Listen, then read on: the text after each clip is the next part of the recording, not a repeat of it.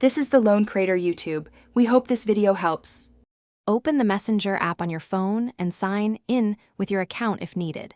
Tap your profile photo in the top left to open settings and account options. Scroll until you see Privacy, which groups visibility controls together for quick access. Under Privacy, you will find Active Status listed clearly with a toggle switch to manage presence. Take a moment to ensure you are on the correct account before changing visibility settings in this area. Tap Active Status and then toggle the switch off to hide your presence from others.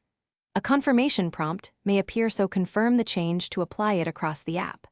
Once disabled, Messenger will stop showing the green dot and it will stop showing your last active time. Remember, this change affects only active presence and not message delivery or read receipts. You can return to this setting anytime and toggle Active Status back on.